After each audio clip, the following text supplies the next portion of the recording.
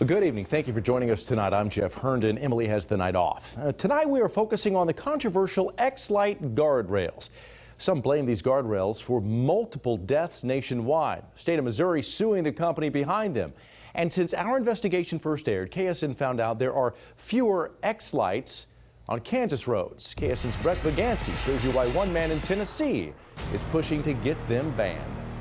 And I see my daughter's beautiful eyes. Just think back to those moments. I wish that had I known, just held on a little longer. It's what he has left to remember his daughter Hannah. Steve Eimers looks back at pictures. So that I can beg for change on the streets. And this video of Hannah's birthday from 2016. Little did Steve know it would be his daughter's final birthday party. Hannah died in a car crash on a Tennessee highway. Court documents obtained by KSN show in the crash report the weather conditions were clear. It was dark and happened in the early morning hours of Tuesday, November 1st, 2016. It said Hannah Eimers left the road, attempted to correct back onto the road by steering right, but she hit an X-Lite guardrail, which went through the driver's side door. Her car rotated counterclockwise and came to a rest facing north.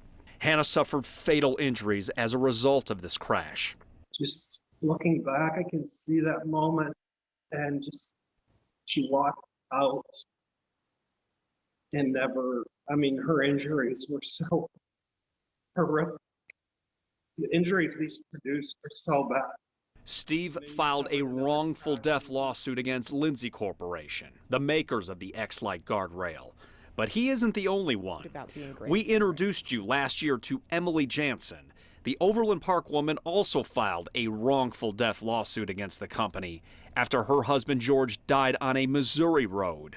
The crash report from the National Highway Transportation Safety Administration says his car drifted off the road, crashed into an X-Lite guardrail, which pierced through his car and killed him. Multiple states have taken X-Lites off of the roads, and the state of Missouri is also suing the company, going as far as calling the guardrails defective and ineffective at preventing spearing, vaulting, rollovers, and other unintended redirections of an impacting vehicle.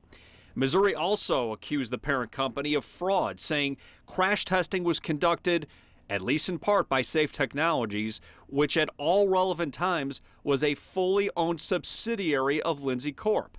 Through state records in Nebraska and California, KSN found out the former principal address listed for Lindsay is the same address listed for Safe Technologies, which is the company that conducted the crash tests. In a statement to KSN, Lindsay Corporation said the Federal Highway Administration examined and re-examined the X-Lite and its in-service performance and gathered input from state departments of transportation across the United States. In FHWA's evaluations, the X-Lite performed consistently with other end terminals on U.S. roads and highways and did not lead to any conclusion that the X-Lite was unsafe. Numerous states have confirmed that they have had no negative experiences with the X-Lite.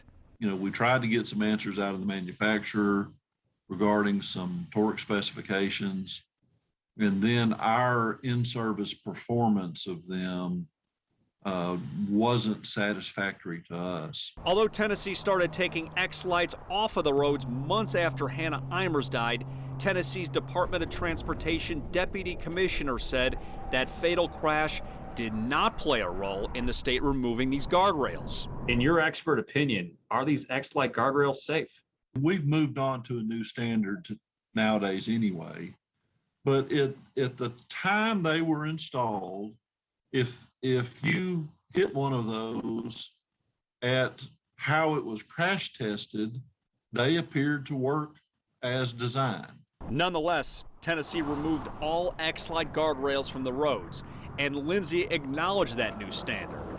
Part of the statement also addressed the new federal testing standard, saying this means that states across the U.S. have effectively been required to transition away from the prior generation of guardrail end terminals in favor of offerings from Lindsay and other manufacturers meeting the new MASH standard approved by the American Association of State Highway and Transportation Officials and the FHWA for the next generation of road safety equipment. The Kansas Department of Transportation stopped allowing the state to use X-Lite guardrails on new projects in March of 2017. At the time of our first X-Lite guardrails investigation last year, KDOT had 27 X-Lites on Kansas highways, but now that number is down to just 13. KSN also found out of the 13, crews are in the process of removing and replacing 9 of them. That includes 2 in Johnson County, 2 in McPherson County, and 5 in Reno County. The remaining 4 still on the road are in Haskell County, in Sublette, on US 56 and Highway 160. KDOT said those remaining guardrails will come down over time. Part of the statement said that systematic plan includes evaluating and removing guardrail end terminals as part of our regularly scheduled highway improvement projects and/or when they are damaged. But if you ask Eimers, it's still not enough action from the state. Don't put a family in Kansas through what we've been through. Please, please. President Joe Biden signed the infrastructure bill, and there's language in the bill that addresses both crash testing and conflicts of interest. In the bill, it says the Secretary of Transportation shall develop a third-party verification process when it comes to full-scale crash testing from these test labs, and it's something Eimers said he helped push get into law. Here for you, Brett Bagansky, KSN News 3.